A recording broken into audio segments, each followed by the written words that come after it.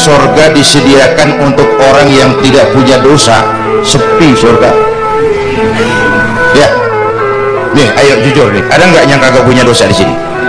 Nggak ada. Untung Allah bilang apa? Wa amman sakulat mawazinuhu fahuwa fi 'ishatir radiyah. Orang yang timbangan kebaikannya lebih berat dari timbangan kesalahannya. Bukan nggak punya salah. Orang yang timbangan kebajikannya lebih berat dari dosanya. Bukan nggak punya dosa, tapi lebih berat. Dan itu yang kita harapin. Ada dosa, ada salah, iya, tapi timbangan kebaikan lebih berat daripada timbangan kesalahan.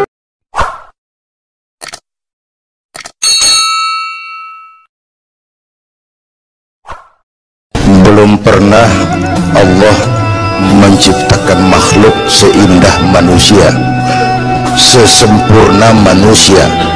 Belum pernah. Itu di Ragunan makhluk Allah puluhan ribu. Bandingin nama kita, bagus mana?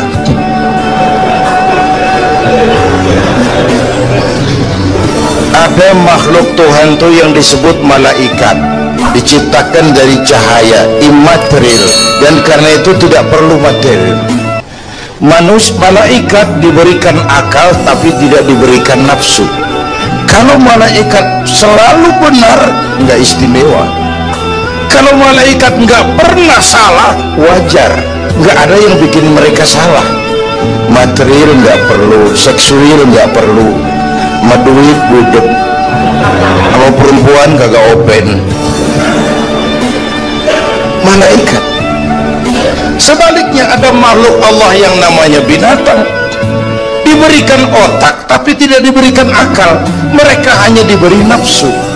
Sapi kalau udah lihat rumput, nggak usah nanya ini rumput halal apa haram, nggak usah. Ayam jago kalau sudah datang syahwatnya, nggak usah nengok ini banyak orang apa enggak, nggak usah. Dan itu wajar binatang. Nah, yang ketiga kita manusia, makhluk paling komplek, diberi akal, diberi nafsu. Tiap hari sejak bangun tidur sampai tidur kembali terjadi pergolakan, perjuangan antara bisikan akal dan nafsu. Kadang akal menang, kita naik jadi malaikat, cuman potongannya manusia. Kadang nafsu menang, kita turun lebih kayak binatang, bahkan lebih rendah daripada binatang, lebih puas daripada binatang. Sepuas-puasnya sapi, makanannya cuma rumput. Manusia kalau sudah puas itu aspal, kabel telepon, minumnya solar,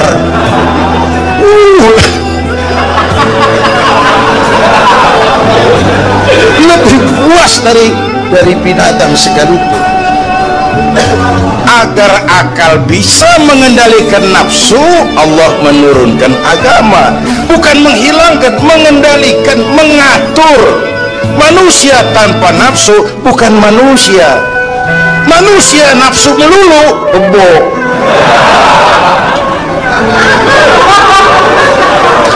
Islam nih, agama nih nggak ngilangin nafsu, ngatur supaya sesuatu pada tempatnya. Jangankan hidup berkehidupan, pakai kopiah saja mesti ada caranya tuh. Ya, ada cara ceramah ya gini, dagang miringin dikit, main gaple begini.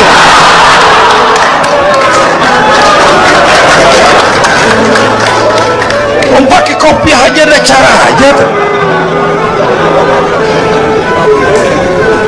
Mengendalikan nafsu itu, ditempatkan pada tempatnya, bukan menghilangkan nafsu. Laki-laki perlu perempuan, perempuan perlu laki-laki, itu nafsu. Islam mengatur lewat pintu yang disebut nikah.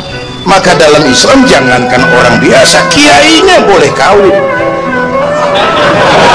Benar, saya kalau kiai nggak boleh kawin, saya beli mundur.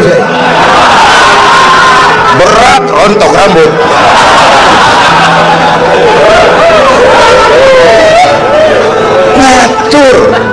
Saudara-saudara hadirin yang saya hormati, jadi ternyata di sini bukan perjalanan terakhir. Bahkan ini harus jadi titik awal ke depan, menata hari esok yang lebih pasti dan lebih baik.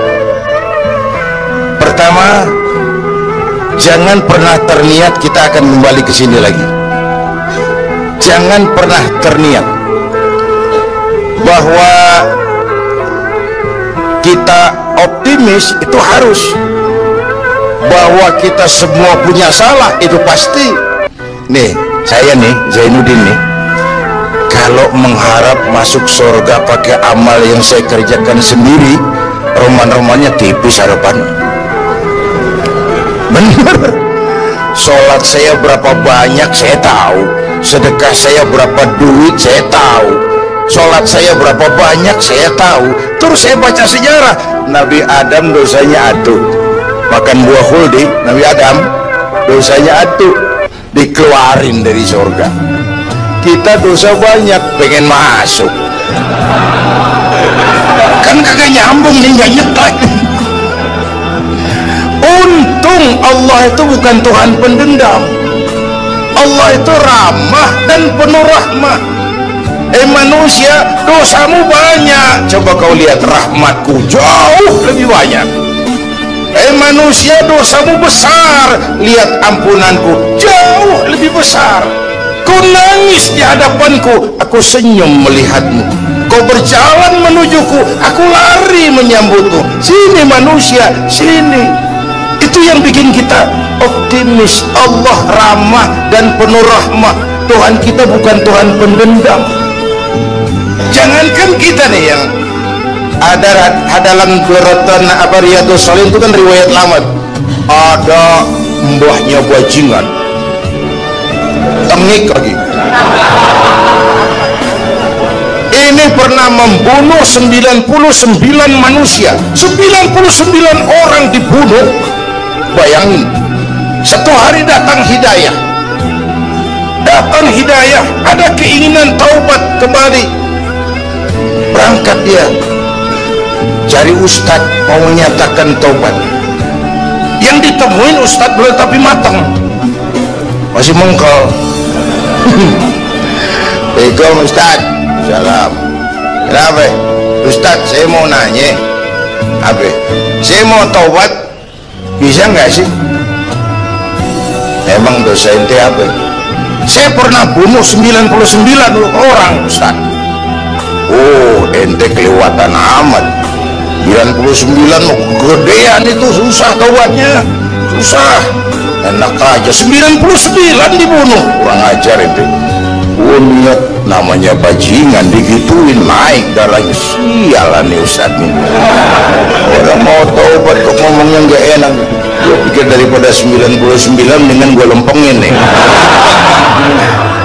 Akhlakul karimah itu kriterianya itu langsung dari Allah. Jadi bukan manusia yang menentukan sesuatu itu baik, benar, salah. Itu hak prerogatif Allah. Nah, akhlak ini lebih lengkap, lebih sempurna daripada adat. Misalnya anak muda yang lewat di depan orang tua membungkukkan badan, itu dianggap sudah cukup beradat, tapi belum tentu berakhlak. Niatnya apa dia bungkukin badan? Ngedek kaki-kaki udah bongkok, tergantung niatnya itu. Secara adat dia sudah beradat, tapi belum tentu berakhlak, bergantung motivasinya. Oleh sebab itu dalam Islam akhlak itu 3. Pertama, akhlak kepada Tuhan. Ini yang terpenting dan ini pondasi. Akhlak kepada Tuhan itu intinya 2. Jangan menyekutukannya dengan sesuatu pun, jangan menyembah kecuali hanya kepadanya. Itu berakhlak apa tidak kita kepada Tuhan, kelihatan dari 2 ini. Jangan menyekutukannya dengan sesuatu, jangan menyembah kecuali hanya kepadanya. Itu sumber nilai akhlak. Jangan menyekutukan Tuhan dengan terang-terangan atau remeng-remeng. Kadang-kadang kita terang-terangan, enggak, remeng-remeng kejebak. Gue entak pakai cincin ini nih, cincin dah. Gue entak pakai cincin ini nih. Jangan anak perawan, nenek-nenek lihat gue lemes. nenek-nenek ya lemes. Nah, jangan menyembah kecuali hanya kepadanya. Satu. Yang kedua, akhlak kepada sesama, baik sesama muslim, non muslim, dan seterusnya. Yang ketiga, akhlak kepada lingkungan. Dia mau pohon ini kan kita harus berakhlak, sama air kita harus berakhlak. Satu saat kampung saya banjir, saya ngomong sama kong saya, kong banjir kong. Kata kong saya, biarin, bukan salah air, habis salah lu. Salah kita bagaimana lah, lu tempat air lu tempatin, yang punya tempat datang dia kayak ngerti ini tempat gua, di sini nggak beda lu banjir. Artinya apa? Di Jakarta ini kita nggak ngasih tempat buat air, pantas dong dia ngayap kemana-mana. Al-Quran mengajarkan wa tilkal ayyamu nudawiluha bainan nas, hari itu kami putar di antara manusia, tidak ada yang tetap, segalanya pasti berubah. Sehingga para filosof bilang yang tetap adalah perubahan, yang tetap adalah perubahan. Ada saat datang, ada saat pergi, ada hari dilantik, ada saat menyerahkan jabatan, ada saat berdiri, ada waktunya duduk. Semua datang dan pergi silih berganti. Dalam proses perubahan itu sering terjadi pergeseran nilai. Ya bu, apaan? Serius banget, emang kudu serius. Dalam perubahan itu sering terjadi yang disebut pergeseran nilai. Sebab apa? Sebab Al-Quran sudah memberikan indikasi, kalla innal insana la yatgha ar-ra'ahus taghna. Manusia sering lupa diri apabila melihat dia berada dalam posisi yang mapan, baik kemapanan itu karena kemampuan intelektual, karena kekuatan materi, atau karena faktor kekuasaan. Dikala itu orang sering lentur dan luntur, mengalami proses degradasi. Banyak orang tadinya dengan lantang teriak berantas korupsi, ganyang korupsi, cuma karena belum dapat kesempatan. Begitu dapat kesempatan, korupsinya lebih gila dari yang diteriakin. Ada nggak yang model begitu? Di luar negeri, di luar negeri, luarnya lagi malah terjadi proses degradasi. Makanya saya sih ngarepin ini menteri-menteri kabinet baru yang kemarin dilantik, DPR baru, saya ngarepin waktu dilantik tuh baca doanya nawaitu sauma godin. Niat puasa dulu deh. Ini negara lagi kurang tapi bagus, ekonomi masih gonjang ganjing, rakyat masih Senin Kemis. Nawaitu sauma godin dulu deh. Nunda dulu, nunda tempe boleh habis maghrib, nunda entaran tahu boleh habis maghrib. Menteri mau naik mobil mewah boleh entar kalau ekonomi udah mendingan, rakyat napasnya udah pada lega.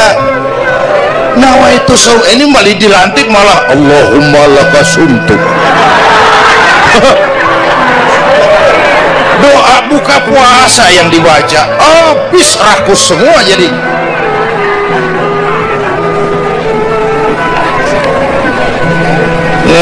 dengerin ngikutin sendiri ya, kan bingung kita siapa yang nanggung jawab ini. Yang jawab banyak banget, yang nanggung gak ada. Bener nih, yang jawab semua jawab pakai jurus bekelit. Yang nanggung kagak ada. Nih ujung-ujungnya saya khawatir kayak lagu Bengawan Solo, akhirnya ke laut. Kalau udah ke laut udah kagak ada yang ngurusin, dah ribet urusan.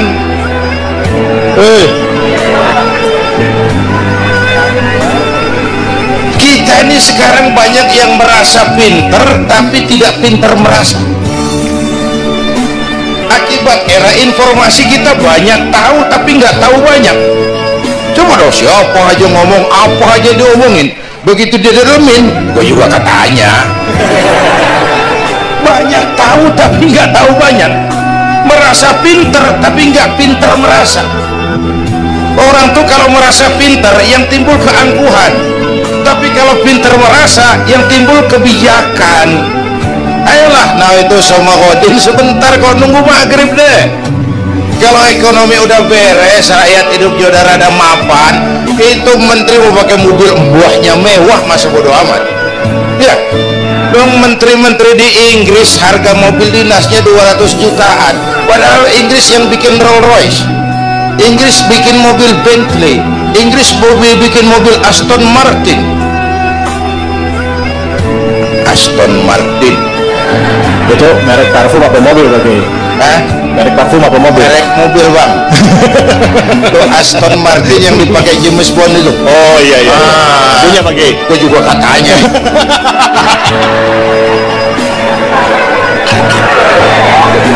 Lah mobil menterinya harga 200 jutaan.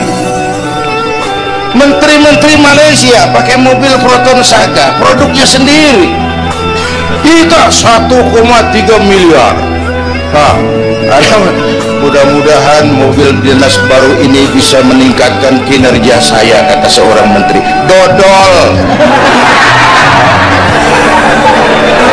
Apa hubungannya mobil mewah sama kinerja? Apa hubungannya mobil mewah sama kinerja? Kalau memang mental bacai, biar naik Mercy juga selanang-selanang nggak karu-karuan. Mental. Dan ini saya mau bicara, kita perlu stabilitas temperatur batin atas terjadinya perubahan yang membawa pergeseran nilai. Kita harus kayak ikan di laut. Ibu tahu ikan di laut?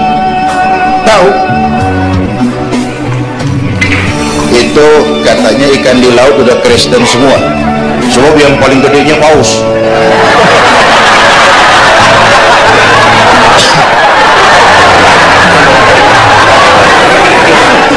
Menghadapi arus perubahan, kita itu harus seperti ikan di laut, kata saya tadi.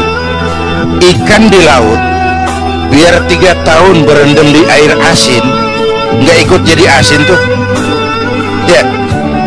Kenapa? Karena dia hidup. Ikan yang hidup 3 tahun berendam di air asin nggak ikut asin. Tapi begitu dia mati, ikan mati mah bagaimana keadaan? Digarmin asin, diasemin asin, ikan mati. Orang yang jauh dari agama jiwanya mati. Kalau jiwanya mati gampang diasem garmin lingkungan. Dekat sama ustadz kalem kayak ustadz, dekat untuk tukang mabuk teler aja lagi. Gue sih bagaimana yang nyamper aja gue,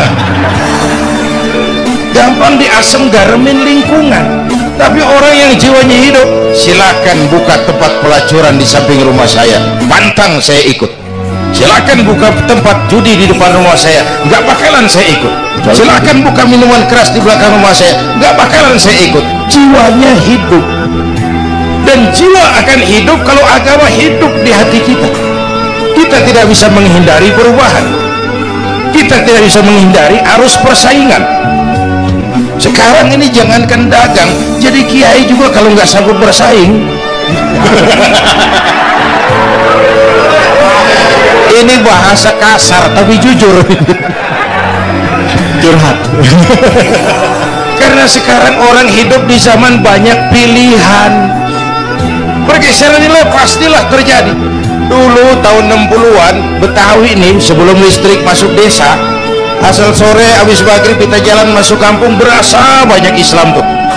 Rumah sono anak muda lagi pada baca Yasin, belah sono yang sono lagi latihan barzanji, belah sono ibu-ibu penempet ngapalin sifat 20. Dulu tuh masih rumah gelap, belum ada listrik ya. Anak muda lagi belajar huruf Al-Quran, alif dosa alif bawah alif dapan u a e u minda semata dalapan talam depan lu mata lu. Berasa. Nah, begitu masuk listrik, rumah pada terang, terjadi pergeseran nilai. Apa yang kita lihat? Televisi main gede-gedean ya. Ya, ngaku. Suara Al-Quran sepi. Jangankan yang baca Barzanji, yang apal sifat 20, yang baca Quran pun sepi. Ini pergeseran nilai. Dulu sosial kontrol tajam Pak, orang peduli sama lingkungan. Dulu, sekarang lu gue. Ya. Dulu kalau ada anak gadis hamil di luar nikah, aib, malu selebar kampung. Sekarang makanan hari-hari. Benar-benar nih. Ibu-ibu lebih menghargai selingkuh daripada poligami. Ayo ngaku. Yang bapaknya senyumnya lebar banget nih Pak. Yang bapak. Terjadi pergeseran nilai. Nah, kita ingin pergeseran nilai itu yang positif, bukan yang negatif. Nah, supaya bisa kita harus punya filter. Ini kan abad entertain Pak, orang pandai membangun pencitraan sekarang ini. Karena rakyat kita, umat kita ini kan sekarang kayak daun kering Pak, gampang dikumpulin, susah diikat, berisik, gampang dibakar, cepat heran, gampang kagum. Masyarakat mall, ibu-ibu nih coba asal ada mall baru, rame-rame aja berangkat, belah sono buka, rame-rame aja ke sono, kagak belanja, numpang heran doang. Di sono heran, kemari kagum. Ini dimanfaatkan oleh ahli entertain, pandai membungkus, membangun opini, membangun pencitraan. Maka kita harus punya filter menghadapi arus perubahan, harus punya stabilitas temperatur batin. Apa konsepsi dasarnya? Agama, Bu. Kekuasaan kalau jatuh ke tangan orang beriman aman. Ilmu kalau jatuh ke tangan orang beriman manfaat. Harta kalau jatuh ke tangan orang beriman manfaat, rahmatan lil. Tapi kekuasaan jatuh di tangan orang yang jauh dari iman, Fir'aun kan dulunya cuman raja Bang, cuman kelamaan jadi raja gak ada yang nandingin, akhirnya lupa daratan, ngaku jadi Tuhan. Ana rabbukumul a'la, aku Tuhanmu yang paling tinggi katanya. Dihadapi oleh Musa. Dulu mah adu sihir, sekarang kan adu konsep. Itu cuman beda versi aja. Dulu adu sihir, sekarang adu visi dan misi. Polanya sama, begitu orang tuh dikenal dari visi dan misinya. Akhirnya Fir'aun mengangkat diri jadi Tuhan, ditenggelamkan di Laut Merah. Begitu udah cengap-cengap napas sampai tenggorokan, bau amantu bi Rabbi Musa wa Harun. Aduh, kalau begini saya juga percaya sama Tuhannya Musa. Udah mau mati, malaikat maut kebas banget, dikedukin lumpur, dijubulin, mampus loh. Kemarin gimana ada gini hari baru beriman. Kekayaan kalau jatuh di tangan orang yang jauh dari iman, yang muncul korun, lupa diri, lupa daratan, masuk dalam kategori kalla innal insana la yatgha ar-ra'ahus tagna.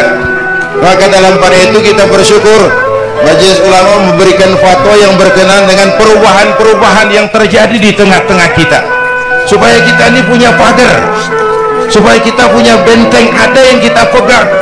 Dan yang memberikan fatwa juga Majelis Ulama, bukan seorang tuh, majelis, lalu terdiri dari berbagai macam proses pertimbangan. Nggak sembari ngelamun di bawah pohon jambu tuh nyusun fatwa tuh. Saya perlu sampaikan ini sebab orang kan harus hati-hati. Memang ada hadis, barang siapa yang berijtihad lalu ijtihadnya benar dapat 2 pahala, kalau ijtihadnya salah dia dapat 1 pahala.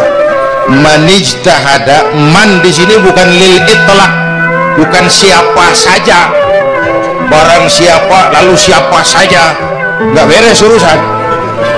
Barang siapa yang memenuhi persyaratan untuk berijtihad lalu dia berijtihad, itu yang kalau salah dapat 2, kalau salah dapat 1, kalau benar dapat 2. Jadi manijtama'a fihi syurutul ijtihad, bukan man lil itlaq lalu siapa saja boleh berijtihad. lalu lahir fatwa yang aneh-aneh. Tetapi sungguh pun demikian, fatwa majelis ulama itu tidak bersifat mengikat. Ini yang bijaksananya. Tuh, dalam Al-Quran Pak, Bu, balik lagi ke ceramah nih. Dalam Al-Quran Allah itu maha bijaksana. Kapan? Coba. Kalau surga disediakan untuk orang yang tidak punya dosa, sepi surga.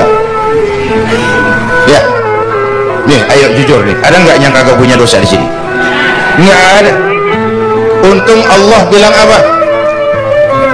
Wa amman sakulat mawazinuhu fahuwa fi 'ishatir radiyah. Orang yang timbangan kebaikannya lebih berat dari timbangan kesalahannya. Bukan nggak punya salah. Orang yang timbangan kebajikannya lebih berat dari dosanya. Bukan nggak punya dosa, tapi lebih berat. Dan itu yang kita harapin. Ada dosa, ada salah, iya, tapi timbangan kebaikan lebih berat daripada timbangan kesalahan.